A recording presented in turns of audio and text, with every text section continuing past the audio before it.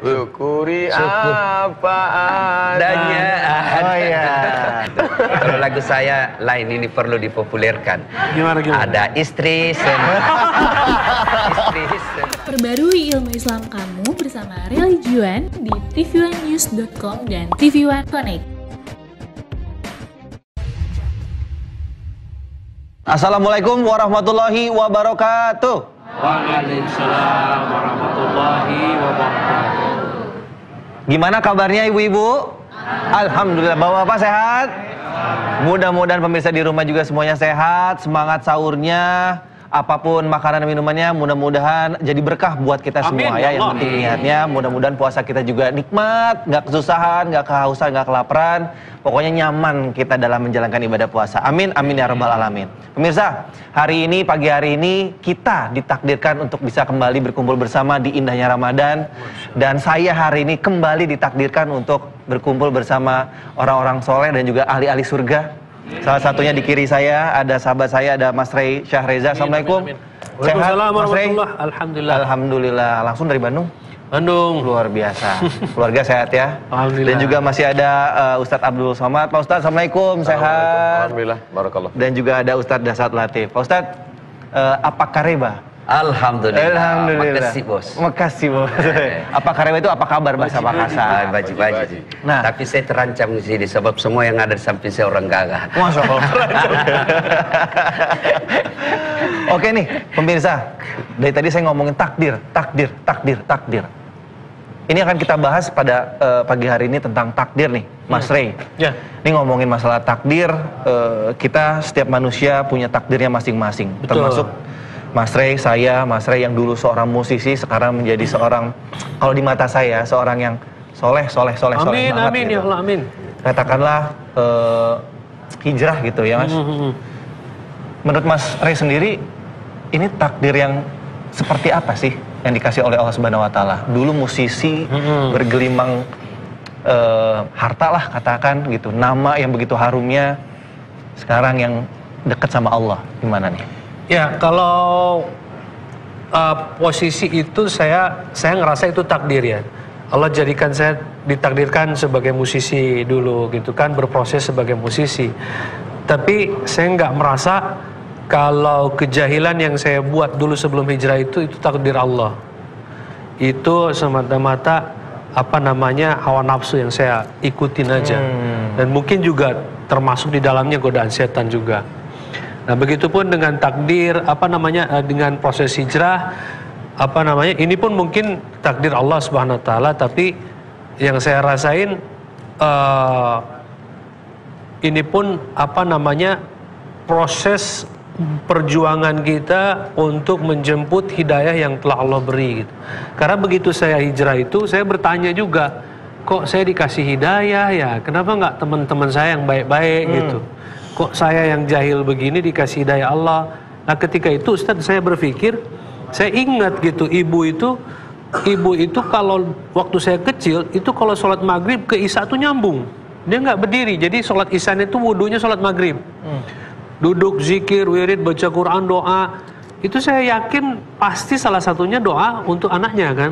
Nah, maka ketika hidayah itu datang, saya langsung yakin ini pasti takdir Allah berikan saya hidayah karena asbab doa ibu salah satunya. Karena kalau ngelihat kebaikan saya kayaknya nggak ada tuh. Sebelum hijrah itu saya jahil banget kayaknya tuh gitu kan. Ini mungkin takdir Allah berikan saya hidayah itu karena doa ibu. Itu sih yang saya rasain Mas Iki. Pak Ustadz, ngomongin takdir lagi nih. Bagaimana sih baiknya kita menyikapi takdir? Karena kita nggak ada yang tahu takdir ya ibu-ibu ya. Cuman Allah Subhanahu Wa Taala yang tahu takdir. Silakan Pak Ustadz. Ada seorang anak yang disekolahkan di luar kota, dikirim belanja tiap bulan. Tapi ketika pulang, seperti lagu yang selalu disampaikan Ustadz Dasat, pulang-pulang berbadan dua. Ketika ditanya oleh bapaknya sama ibunya, kenapa bisa begini? Uang sudah habis, kamu nghabiskan uang aja, dibeliin mobil, dibeliin HP, kenapa bisa begini? Apa kata dia? Papa, mama sabar, ini sudah takdir. Waduh. Jadi akhirnya malah ada satu kelompok yang mengatakan kalau begitu rukun iman ini kita buat 5 aja. Takdir di amandemen. Karena hanya menyesatkan, mengkambing hitamkan. Padahal hadisnya sahih, Ketika Jibril bertanya kepada Nabi SAW, mahwal iman, iman itu apa? Antumina billah wa malaikatihi wa kutubihi wa rusulihi wal yaumil akhir wa biqadri taqdir khairihi wa syarrihi. Maka orang yang di antara ciri aliran sesat yang ditetapkan 10 poin di Majelis Ulama Indonesia adalah mengingkari rukun iman. Jangan sampai mengingkari takdir. Jadi sebenarnya bukan salah takdirnya, tapi salah memahami takdir. A'udzubillahi minasyaitonir rajim. La syamsu yanbaghi laha an tudrikal qamar. Tidak mungkin matahari bertemu dengan bulan, bulan tidak mungkin bertemu dengan matahari. Walal lailu sabiqun nahar. Tidak mungkin malam mendahului siang, siang mendahului malam. Wa kullum fi falakin yasbahun. Semuanya berjalan di garis edarnya masing-masing. Dzalika taqdirul azizil. Itulah takdir. Takdir apa maknanya? Jangan sampai ada di alam ini terjadi di luar kuasa Allah Subhanahu wa taala. Ini matahari, ini bumi. Kalau seandainya bumi ini mendekat sedikit saja ke matahari, dia akan terbakar, hangus. Kalau seandainya bumi ini menjauh sedikit saja, dia akan membeku. Siapa yang mengatur segala alam ini? Allah. Maka pemahaman tentang takdir artinya Allah Maha Kuasa, wa huwa ala kulli syai'in qadir. Inna kulla syai'in khalaqnahu biqadar. Segala sesuatu itu kami ciptakan dengan takdir, dengan ketetapan kami. Tapi manusia ini terbagi dua. Boleh saya tulis? Boleh. Izin Tuan Guru. Silakan. Mohon maaf Bapak Ibu. Ada seorang ulama, saya sangat mengaguminya, dari Damaskus, Suriah, mati syahid di Damaskus, meledak bom selesai memberikan pengajian sholat di masjid. Namanya Syekh Muhammad Said Ramadan Al-Buti, alumni Al-Azhar Kairo, Mesir. Judul kitabnya Al-Insan Baina Al-Musayyar wa Al-Mukhayyar. Musayyar diperjalankan, mukhayyar diberi pilihan. Manusia ini terbagi dua. Kita ada saatnya kita diperjalankan seperti wayang yang dibelokkan ke kiri dan ke kanan, seperti pohon kayu yang dihembus angin, tidak ada daya, tidak ada upaya. La haula wala quwata illa billah. Tapi ada saatnya kita mukhayyar, diberi pilihan. Saya menjadi orang Melayu dari Pulau Sumatera, itu musayyar atau mukhayyar? Musayyar. Saya diperjalankan, saya tidak punya pilihan. Andai dulu datang malaikat membawa kertas multiple choice. Abdul Somad, kau mau jadi apa? A. Arab, B. Batak, C. Cina. Kau mau jadi apa? Kenapa sebut Batak? Abdul Somad Batubara dari Sumatera Utara. Saat itu kita diperjalankan, tidak ada pilihan sama sekali. Lalu kemudian Ustadz Das'ad Latif menjadi orang Bugis dari Pulau Sulawesi, di kota yang terjauh di dunia, ujung pandang. Dan itu dia tidak bisa memilih. Itu adalah pilihan Allah Subhanahu wa taala. Tapi ada saatnya kita berada di antara dua pilihan takdir Allah Subhanahu wa taala. Antara menyampaikan materi ini berdiri atau duduk. Saya terpaksa atau memilih? Memilih. Saya bisa duduk, saya bisa berdiri, terserah saya. Maka ketika seorang anak yang diberi uang tiap bulan, diberi HP dengan penuh kasih sayang, disekolahkan jauh di kota supaya dia dapat pengetahuan, tiba-tiba uang dia pakai untuk sabu. Maka saat pulang ditanya orang tuanya, "Nak, kenapa kau sampai tertangkap polisi dibawa ke BNN? Kenapa bisa begini?" "Papa, mama sabar, ini takdir." Saat itu dia kan punya pilihan. Allah kan kasih kau telinga untuk mendengar, Allah berikan kau mata untuk melihat, Allah beri kau hati untuk merenung, Allah beri kau akal untuk berpikir. Sudah baik, olahraga, sehat, tiba-tiba begitu habis minum kopi, batuk, mati. Itu orang kalau tidak percaya kepada takdir, dia bisa jadi ateis, dia bisa jadi kafir, dia bisa jadi ingkar. Kenapa yang meninggal itu keluarga saya? Kenapa bukan keluarga orang lain? Kenapa ujiannya begitu berat? Tidak ada jalan lain kecuali berkata inna lillah wa inna ilaihi raji'un. Oleh sebab itu, salah memahami takdir, kita bisa menjadi apatis dan bisa menjadi ateis. Masya Allah. Kalau jomblo, jadi pilihannya yang mana nih? Iya, cuman senyum-senyum sendiri. Jomblo yang mana Pak Ustadz? Jomblo fisabilillah. Baik, pemirsa, jangan kemana-mana. Nanti akan kita lanjutkan lagi. Tetap bersama kami hanya di Indahnya Ramadan. Baiklah pemirsa setia TV One dimanapun Anda berada, kembali lagi di Indahnya Ramadan. Baik, kita masih membahas tentang takdir. Pak Ustadz, ini ada, kalau ngomongin takdir, ada sebuah istilah yang kadang-kadang kita suka tuker nih, antara qada dan juga qadar. Bisa Pak Ustadz jelaskan biar kita nggak pernah keliru lagi nih. Qada dan qadar itu apa sih bedanya? Silakan Pak Ustadz. Innallaha katabal maqadir. Allah menuliskan takdir qabla an yakhluqas samawati wal ard, sebelum Allah menciptakan langit dan bumi, bi khamsina alfa sanatin, 50.000 tahun. Hadis riwayat Muslim. Allah pertama menciptakan qalam. Allah bersumpah dengan qalam. Qalam pena, bukan tempat ikan. Nun wal qalami wa ma yasturun. Demi pena dan apa yang dia tulis. Tempat menulisnya itu adalah papan yang terjaga dan terpelihara bernama Lauh Mahfuz.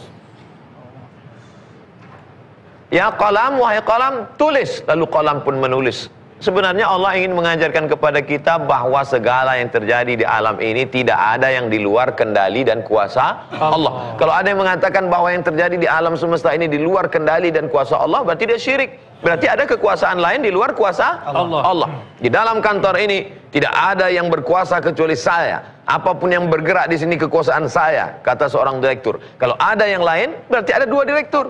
Lau kana fihi ma'alihatun illallah. Seandainya di dunia ini ada Tuhan selain Allah, la fasadata, pasti sudah lama hancur. Maka kita berkata la ilaha illallah. Di antara ulama ada yang membedakan bahwa yang ini namanya ketetapan dulu sejak zaman azali, belum ada awal, belum ada akhir, dan dia belum terjadi. Sedangkan yang ini adalah ketetapan yang sudah terjadi. Tapi setelah saya teliti, saya baca-baca, itu semua ijtihad ulama. Maka kebanyakan mengatakan ini ijtihad ulama. Tapi yang jelas kita dituntut untuk percaya yang ada dalam nas, antu'mina billah, kau beriman kepada Allah biqadri, dengan takdirnya, khairihi, takdir yang baik, wa syarrihi. Seorang ibu menikah, setelah itu punya anak. Saat hamil sudah berdoa, sholat, berzikir, baca Quran. Tiba-tiba lahir anak, maaf beribu maaf, na'udzubillah, mohon maaf, lahir dalam keadaan cacat. Kalau tidak beriman kepada takdir, bisa gila. Kenapa anak saya yang begini? Kenapa saya yang kena begini? Kenapa? Satu-satunya jalan untuk melepaskan dari huru hara, kacau balau pikiran ini hanya beriman kepada Allah Subhanahu wa ta'ala. Bagaimana seorang bisa membesarkan anaknya yang dalam kekurangan fisik maupun mental sampai anak itu usia remaja dewasa dengan penuh kasih sayang? Mengapa? Karena saat itu dia percaya bahwa ini adalah kiriman dari Allah Subhanahu wa ta'ala. Allah menciptakan manusia itu dari nutfah 40 hari, berubah menjadi alaqah 40 hari, berubah menjadi mudghah 40 hari. Nutfah, sperma 40 hari cairan, 40 hari dalam bentuk darah, 40 hari dalam bentuk daging. Summa yursalul malaku. Kemudian Allah kirim malaikat, lalu kemudian malaikat itu menuliskan, lalu kemudian malaikat itu, dan malaikat itu atas kuasa Allah Subhanahu wa ta'ala. Lalu apa yang bisa merubah takdir ini? La yaruddul qada illa du'a. Tidak ada yang bisa merubah takdir kecuali doa. Makanya saya amati bagaimana proses perjalanan hijrah Masre tadi. Ternyata ada doa yang merubah takdir. Doa yang mana? Doa seorang ibu dari maghrib sampai ke isya, dengan simpuh sujudnya, dengan doanya yang makbul, menembus pintu-pintu langit. Maka jangan pernah putus asa ibu-ibu, doa terus di sujud terakhir, apalagi di bulan suci Ramadan ini. Pada malam-malam tarawihnya, pada malam sujudnya, pada malam iktikafnya, pada malam tahajudnya, pada malam dia bersimpuh minta kepada Allah Subhanahu wa ta'ala. Insya Allah semua yang ditakdirkan dalam jelek dirubah Allah menjadi baik, insya Allah. Makanya di antara doa yang dipanjatkan pada malam Lailatul Qadar, Allahumma innaka afun, engkau maha pemaaf, tuhibbul afwa, kau cinta kepada maaf, fa'fu anni, maafkanlah aku. Tapi malam Qadar juga disebut adalah malam penetapan takdir setahun ke depan, yang sudah ditetapkan secara umum maka secara detailnya ditetapkan pada malam Lailatul Qadar, dan kita tidak tahu pada malam yang mana itu. Maka kita mohon kepada Allah, ya Allah, yang kau takdirkan tidak baik, maka robahlah menjadi baik. Yang kau takdirkan sudah baik, robahlah menjadi yang lebih baik. Semua kuasa Allah. Yamhullahu ma yasha' wa yusbit. Allah Maha Kuasa untuk menghapus, dan Allah Maha Kuasa untuk menetapkan yang sudah ada. Wa indahu ummul kitab. Karena semuanya ada dalam kuasa Dia. Adapun kita tak ada daya, tiada upaya, la haula wala quwata illa billah. Tapi kita ada namanya al-kasbu wal ikhtiar. Itulah yang membedakan kita dengan ahlul bid'ah. Kita ini ahlus sunnah wal jamaah. Ahlus sunnah wal jamaah, Asy'ari mengatakan ada yang namanya al-kasbu wal ikhtiar. Kasbu ikhtiar artinya Allah berikan kita kuasa untuk memilih. Jabariyah, kelompok ahlu bid'ah mengatakan tidak ada. Jabariyah diambil dari kata jabar. Jabar artinya majbur, terpaksa. Tidak ada daya, tidak ada upaya sama sekali. Inilah aliran yang sesat, menyesatkan, dhalla wa adalla. Semua yang terjadi ini. Kalau ditanya dia, kenapa kamu berzina? Ini adalah takdir. Kenapa kamu mabuk? Ini adalah takdir. Dan ini dulu sudah ada, bukan zaman sekarang saja. Karena dia minum khamar, mabuk, ditangkap pada masa Sayyidina Umar ibn al-Khattab. Dicambuk, dihukum. Ketika ditanya, kenapa kamu mabuk? Dia jawab, ini takdir Allah. Kata Umar bin Khattab, cambuk dia dengan hukuman hudud orang minum khamar dengan bonus tambahan. Kenapa hukumannya ditambah? Yang pertama, karena dia minum khamar. Yang kedua, karena bicara takdir tanpa ilmu. Oleh sebab itu, masalah minum khamar adalah pilihan. Wallahu a'lam. Wallahu a'lam. Tuh, memilih nih, Mau Mas Rey. tanya sedikit nih. Mau nanya boleh, Ini boleh. kan masalah takdir juga, Ustaz. Doa dapat merubah takdir, tadi barusan kita dengar dari Ustaz. Nah, katanya doa terbaik itu di saat sujud terakhir. Cuman kan ketika sholat 5 waktu itu, kalau kita laki-laki kan berjamaah nih. Kalau imam kan kadang-kadang ada yang lama di sujud terakhir, ada yang cepat. Nah, apakah itu doa di sujud terakhir ini berlaku di sholat sunat atau tidak? Aqrabu ma yakunul 'abdu min rabbih wa huwa sajid. Orang yang paling dekat dengan Allah adalah pada saat dia bersujud. Fa'aksiru fihi doa, maka perbanyaklah doa di sujud itu. Hadis riwayat Muslim. Maka kalau kita berimam di Masjidil Haram, Masjid Nabawi, yang di sana imamnya sujud lama, maka setelah baca Rabbiyal A'la, Subhana Rabbiyal A'la, Subhana Rabbiyal A'la wa bihamdi, ada masa kosong, kita baca doa apa yang kita ingin ucapkan. Tidak bisa pakai bahasa Arab, bahasa kita, bahasa Indonesia, bahasa Bugis, bahasa Batak, bahasa Sunda, di dalam hati, tidak dilafazkan di mulut. Karena kalau selain bahasa Arab dilafazkan di mulut, sholatnya batal. Tapi kalau di tempat kita imamnya tercepat, nah, maka jangan kita terlalu lama, nanti menimbulkan fitnah. Kita khawatir kita berdoa, makmum di sebelah membatalkan sholatnya, disangkanya kita sakratul maut. Nah, jangan sampai menimbulkan fitnah. Tapi yang paling bagus supaya selamat jauh dari riya adalah ketika tengah malam. Rajulun sab'atun yuzillumullah, ada 7 golongan yang mendapatkan naungan Allah pada hari itu, tak ada naungan kecuali naungan Allah. Siapa dia? Rajulun, seseorang, zakarallah, yang mengingat Allah khalian, pada saat sunyi sepi, tak ada orang melihat. Di tengah malam bulan suci Ramadan, di rumahnya, di kamarnya sendirian, semua sedang tidur sendirian bersujud, menetes air matanya. Itulah yang paling afdol. Tapi kadang orang ketika sholat sendiri sujudnya cepat, seperti stempel pos. Tapi begitu dia di depan orang ramai di masjid, Masya Allah, lamanya, lama sekali. Rupanya kawannya di pojok sedang merekam. Bikin konten. Beleng-beleng. Gitu Mas Rey. Mengenai kodar-kodar, mungkin dari Ustadz Dasat ada yang mau ditambahkan? Ya, apa hikmah sebenarnya sehingga kita perlu membicarakan soal takdir? Salah satu hikmahnya, kita ingin bahwa takdir itu di luar tanggung jawab kita. Allah tidak akan menuntut seseorang nanti, Dasat, kenapa kau lahir dalam keadaan Bugis? Enggak, Allah tidak tuntut. Kenapa? Saya terima beres. Ustadz Abdul Somad, kenapa kau dilahirkan dalam keadaan Melayu? Tidak ditanya. Tapi, Dasat, kenapa kau pembohong? Itu pilihan. Kau boleh menjadi pilihanmu pembohong atau jujur. Kamu juga tukang tipu atau yang baik, itu pilihan. Tapi kalau kita warna hitam kulit, putih, itu takdir, tidak bisa dituntut. Karena kalau memahami takdir tanpa iman, bisa kita salah. Bahkan menjadikan nasib buruk kita, keburukan kita itu dijadikan Allah sebagai kambing hitam. Nah, itulah sehingga penting kita memahami dengan takdir ini. Sehingga ada yang disebut takdir baik, takdir buruk. Takdir baik saya jadi ustadz. takdir buruk saya, mungkin nanti yang agak buruk-buruk itu, yang orang misalnya istri saya takdir buruknya, dia dapat saya misalnya berpoligami. Saya bilang sama istri saya, kau bersuamikan saya, itu takdir baikmu. Kalau tiba-tiba kau dapat besok saya berpoligami, itu takdir buruk. Dan kau harus percaya dua-duanya. Saya catat dulu Pak Ustadz, tadi udah ngomong poligami 2 kali ya Pak? Baik, pemirsa, nanti kita akan mendengarkan penjelasan dari Ustadz Das'ad mengenai prinsip-prinsip apa saja yang perlu kita ketahui berhubungan dengan tentang keimanan terhadap takdir. Jangan kemana-mana, tetap bersama kami di Indahnya Ramadan.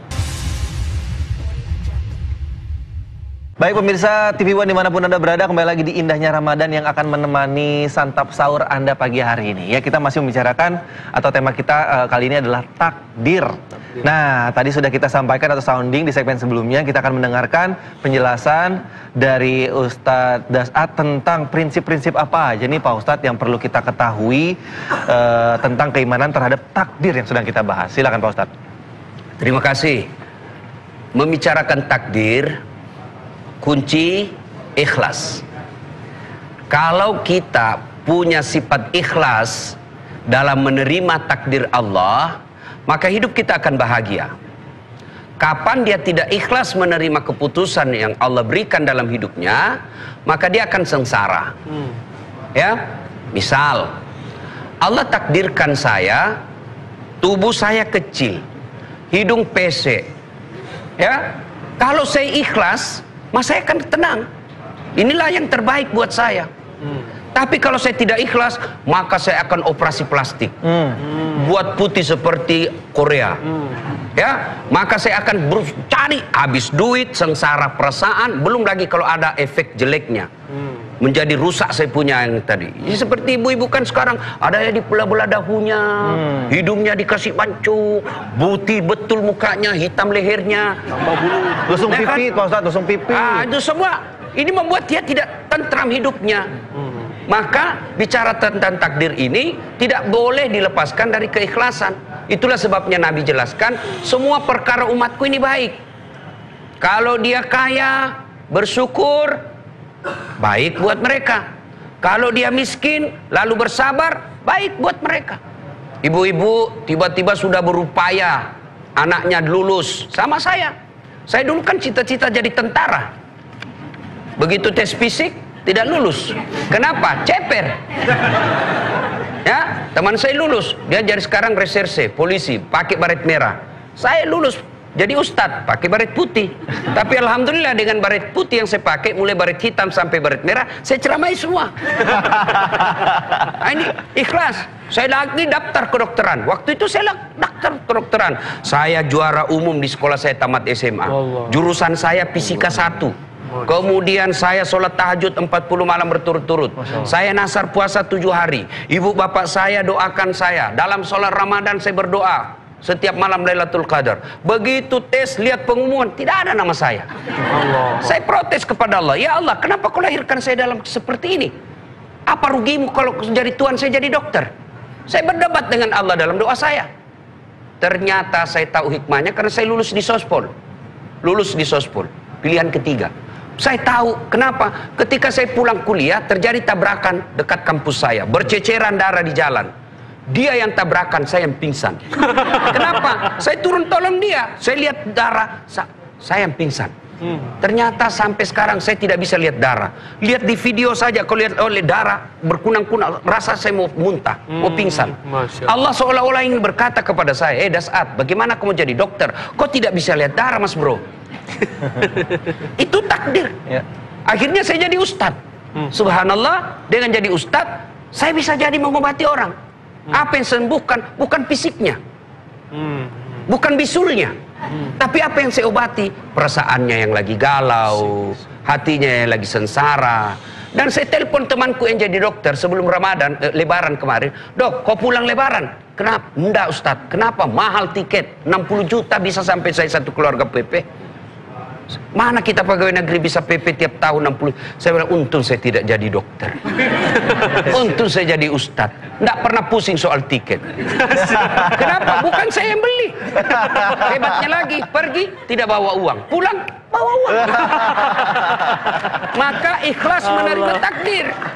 Akan tenang kita. Iya, betul. Kalau kita gelisah terus cari cara, nyogok kiri kanan, akhirnya masuk fakultas kedokteran. Karena dia pilih menyogok.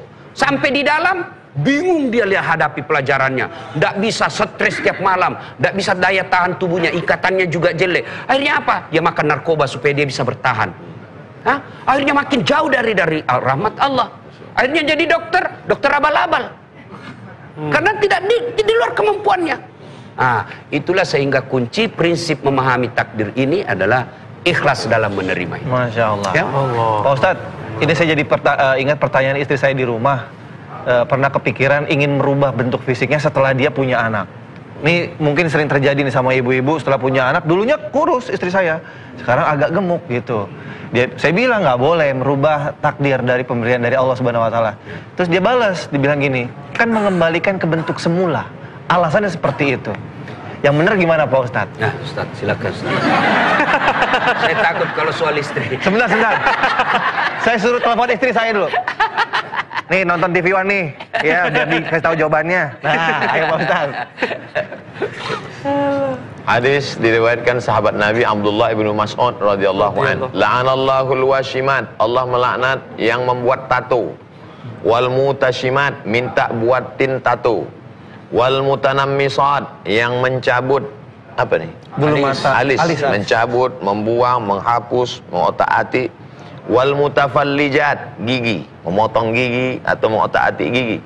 Wal mughayyirat lil husni, merubah yang sudah baik menjadi hanya lil husni, untuk mempercantik saja. Kalau dia tidak normal, merubah menjadi normal boleh. Ada mungkin giginya tidak normal, tidak susunannya, dia senyum kita pingsan. Itu boleh. Atau bulu mata alis ini tumbuhnya, itu boleh. Yang tidak normal menjadi normal. Adapun yang sudah normal malah di otak-atik menjadi abnormal, maka dia masuk dalam yang dilaknat Allah. La'anallah, Allah melaknat.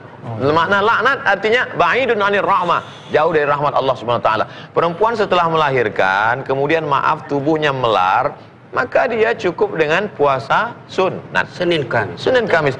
Makanan yang paling banyak, paling enak, paling berkualitas, paling bergizi adalah makanan Ustadz Das'an Latif. Karena setiap dia diundang makanan banyak, tapi tubuh tetap Sama Ustadz, sama. Jadi bicara soal takdir tadi, ada kan yang rubah gigi. Ini ada vokalis kita. Saya ingat saya nonton filmnya Freddie Mercury.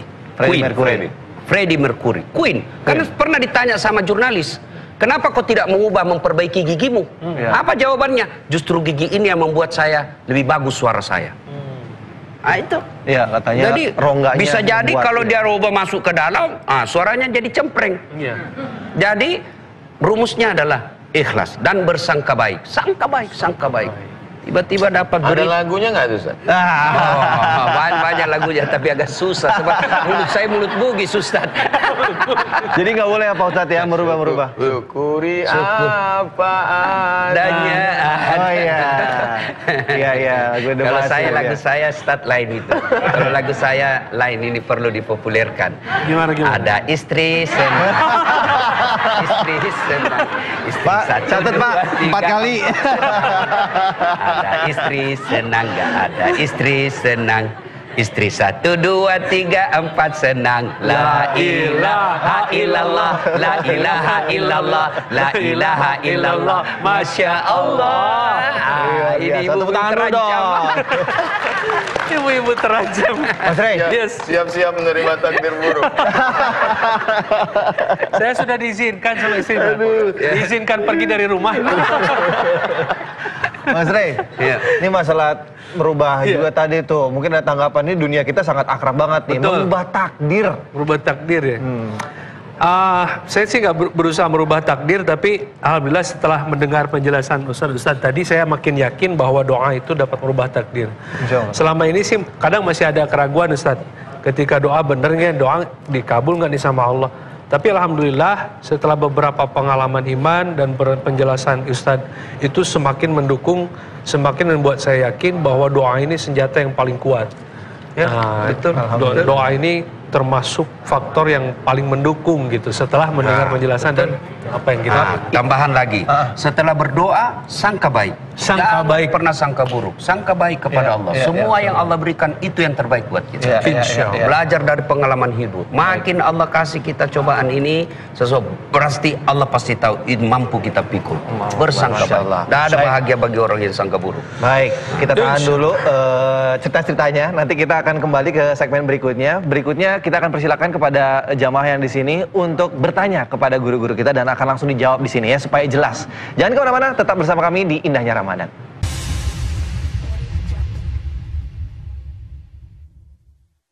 Baiklah pemirsa TV One, masih bersama kami di Indahnya Ramadan. Coba mana nih semangatnya, tepuk tangan dong buat jemaah di sini.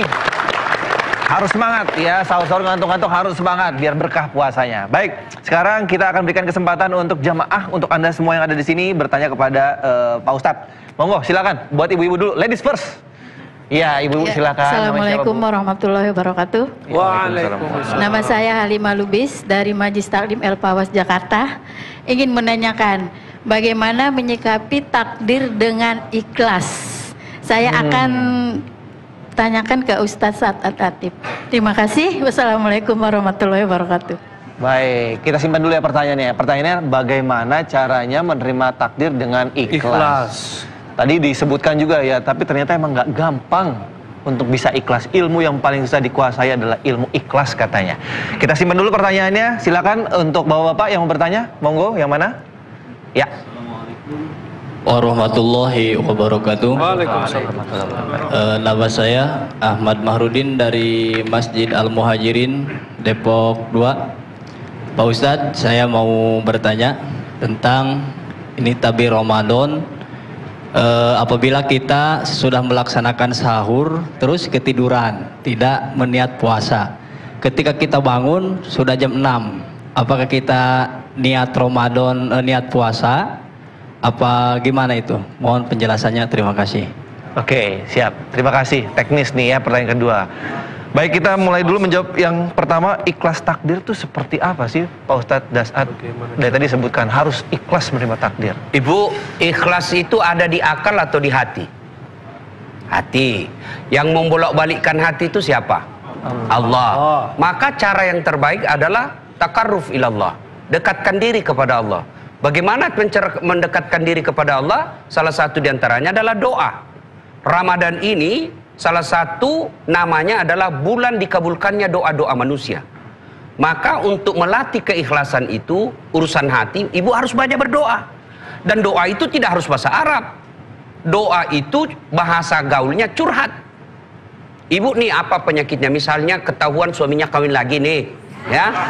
Ya misal ini ibu sensitif betul kalau kita cerita poligami, ya itu kan takdir, ya Bu, tidak ada orang yang senang suaminya kawin lagi, tapi Allah kasih ibu takdir itu, Allah tahu berarti ibu mampu memikulnya. Maka untuk melatih ikhlas itu berdoa, ya Allah, saya tidak senang takdirmu ini ya Allah, maka ya Allah berikan saya keikhlasan untuk menerima ini. Dan jadikanlah takdir saya ini amal kebaikan di sisimu yang memberatkan timbangan kebaikanku nanti di akhirat. Ibu boleh doa begitu. Sekarang juga? Boleh. Daripada ibu doa bahasa Arab, kan bingung. Kalau kita bahasa Arab, kalau kita pernah belajar bahasa Arab, enak nyambungnya. Apalagi kalau doa-doa dalam Quran kan, kalau kita doa dalam Quran, dapat pahala ngaji, dapat pahala doa. Tapi kalau ibu tidak tahu bahasa Arab, tidak usah. Nanti bingung malaikat. Apa maksudnya ini Bu? Lain di bibir, lain di hati. Malaikat tuh, apa maksudnya ini Bu? Doa yang dia baca, doa minta hujan. Bu, tidak ada pilihan, berdoa agar ikhlas. Dan keikhlasan itu memang tidak gampang. Tidak gampang, maka perlu doa. Karena hanya Allah yang membolak-balikkan hati kita. Nah, ini yang berikutnya, niat. Niat itu bukan bahasa lisan. Niat itu ada di hati. Ya, niat tidak harus diucapkan. Begitu Bapak mau masuk Ramadan, sudah ada dalam hati, saya mau puasa bulan Ramadan penuh. Oh, itu sudah niat. Tanpa diucapkan boleh. Misal sholat, yang usolli itu kan sholli fardhu duhuri. Itu kan umumnya ulama Melayu yang ngajarkan. Coba Anda jalan di Arab ya, masuk di masjid, Masjidil Haram Nabawi, coba lihat orang Arab jalan, Allahu Akbar. Ya kan? So, rasa-rasanya tidak ada space untuk baca niat. Kalau kita kan lama sekali. Lagi loading. Jadi niat tidak harus diucapkan. Ya, niat tidak harus diucapkan. Pun kalau mau diucapkan tidak apa-apa. Kenapa ulama mengajarkan kita untuk mengucapkannya? Untuk melatih bahwa begitulah bahasa dalam hatimu. Tapi tidak harus diucapkan. Begitu Tuan Guru? Pak Ustadz silakan tambahkan mungkin yang masalah takdir. Tentang, saya bertanya ke Ustadz Das'ad Latif. Ustadz, ibunya masih ada? Masih. Umur ibu Ustadz berapa? 84 tahun. Masya Allah. Dalam hati saya, kenapa ibu saya meninggal umur 70 tahun? Tetap tidak ada rasa ridho untuk menerima takdir Allah. Padahal sudah meninggal hampir setahun yang lalu. Kenapa ibu saya tidak berumur panjang seperti umur ibu Ustadz Das'ad Latif? Maka hati ini tetap melawan. Maka tidak ada cara lain kecuali berdoa pada Allah. Ya Allah, tundukkan hatiku. Karena makna Islam artinya al-inqiyad wa ta'ah, tunduk. Jadi kalau kita masih melawan, kita belum Islam. Mungkin kita sudah bersyahadat, sholat, zakat, puasa, haji, tapi kita belum Islam dalam makna ketundukan sepenuhnya kepada Allah. Sampai hari ini, walaupun sudah setahun yang lalu meninggal, kenapa ibu dia umurnya panjang? Kenapa ibuku tidak? Jadi kita tetap senantiasa minta kepada yang punya hati, ya muqallibal qulub, engkau yang membolak-balikkan hati. Ya. Gitu Bu ya, mungkin biar tambah kuat lagi, biar tambah ikhlas gitu menerima takdir. Kalau tadi contoh yang masalah doa untuk poligami itu contoh. Itu hanya contoh. Contoh aja, Bu. Begitu tadi contohkan sama Pak Ustadz Das'ad, yang aminnya bapak-bapak yang sebelah sini. Padahal lagi jawab yang sebelah sini. Saya kan pernah umroh, berdoa di depan Baitullah. Ya Allah, saya sudah sangat mensyukuri istri yang kau berikan ini. Saya sudah bahagia dengan istri saya yang sangat baik ini. Tapi sekiranya engkau menakdirkanku kawin lagi, ya Allah, saya ikhlas menerimanya. Langsung istri saya, enak di kau. Oke. Pertanyaan apa nih? Berhubungan dengan ikhlas, takdir mungkin? Ya, itu aja paling selain doa nih. Mungkin ada lagi ya. Karena kita tuh haus ya. Kita haus ilmu nih. Selain doa yang dapat menguatkan kita untuk menjalani proses hijrah ini, itu apa yang perlu kita buat? Ustadz Abdul Somad, monggo silakan. Unzur ila man huwa asfala minka. Lihatlah pada orang yang di bawahmu. Jadi masih terkait tentang menerima takdir kematian seorang ibu. Maka saya mesti melihat, ternyata teman saya dari sejak lahir tidak pernah melihat wajah ibunya. Aku masih sempat hidup bersama sampai usia 70 tahun, berarti aku tidak bersyukur pada Allah. Maka mesti melihatnya ke bawah. Jadi untuk mensyukuri nikmat Allah, menerima takdir, kita mesti banyak-banyak lihat ke bawah. Tapi kadang manusia ini salah, ketika melihat masalah dunia, dia lihat ke atas. Maka kurang syukurnya. Kalau tidak bersyukur, kita tidak akan pernah menemukan keikhlasan. Karena ikhlas itu artinya, air susu yang keluar dari perut kambing, baina farsin wadamin. Farsin kotoran, damin darah. Mestinya air susu itu warnanya hitam karena pernah nyenggol kotoran, atau bercampur darah karena dia merah karena kena darah. Tapi bisa keluar putih, murni, bersih. Artinya kita bersihkan hati, jangan pernah ada sedikit pun menolak Allah. Ingat, Allah pernah mengancam dalam hadis qudsi, man lam yarda biqadai, siapa yang tidak ridha ikhlas menerima takdir ketetapanku, walam yasbir bibalai, tidak sabar menerima ujianku, falyatlub rabban siwaya, cari Tuhan selain aku. Makanya tidak ada cara lain kecuali ketundukan, kepatuhan. Wasta'inu, minta tolong kepada Allah, bisabri, sabri, sabar. Tahan tangan, jangan sampai menarik-narik rambut, memukul-mukul pipi. Wassalah, dan banyak-banyak salat.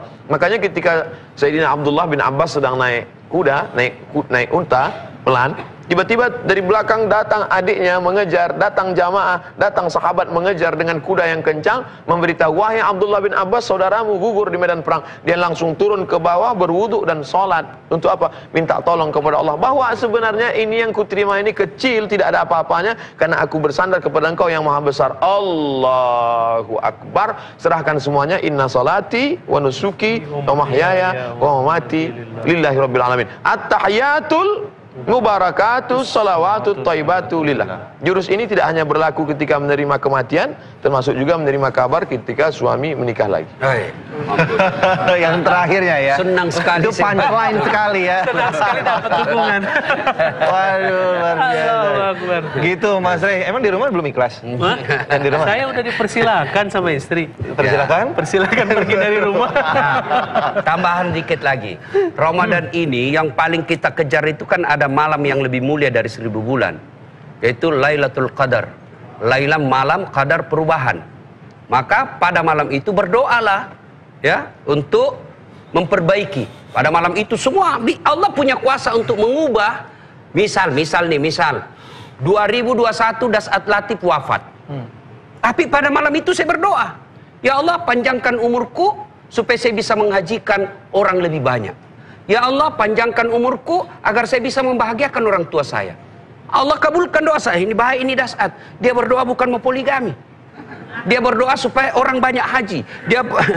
Dia berdoa supaya dia bisa berbuat baik kepada orang tuanya. Allah punya kuasa. Allah punya kuasa untuk mengubahnya. Maka berdoalah di malam Ramadan ini. Cuma kadangkala setan tahu bahwa malam Ramadan ini akhirnya adalah malam akhir Ramadan, itu bonus Allah tambah bonus. Maka setan berupaya. Disibukkanlah ibu dengan apa? Belanja. Disibukkanlah persiapan baju, disibukkanlah persiapan pulang kampung. Itu setan, karena Allah, setan ini tahu bahwa ini Das'at. Kalau dia memanfaatkan 10 malam terakhir, makin dekat dengan Allah. Bagaimana caranya supaya dia tidak dekat dengan Allah? Disibukkanlah dengan apa? Tidur, disibukkanlah dengan semua yang bisa membuat kita. Maka tidak ada pilihan lain. Ramadan ini kita harus lebih banyak berdoa kepada Allah. Mudah-mudahan yang takdir buruk ke depan Allah menjadikan menjadi takdir baik. Amin. Yang sudah baik bisa lebih baik lagi, insyaallah. Baik, terima kasih buat Ustadz Abdul Somad, terima kasih untuk Ustadz Dasat untuk ilmunya dan juga informasinya pada hari ini. Mudah-mudahan berguna dan bermanfaat untuk kita semua. Jangan hanya masuk kuping, jangan lupa diamalkan juga. Ya, terima kasih Mas Rey, sukses selalu karirnya. Amin, amin. Salam untuk keluarga, hati-hati di jalan pulang.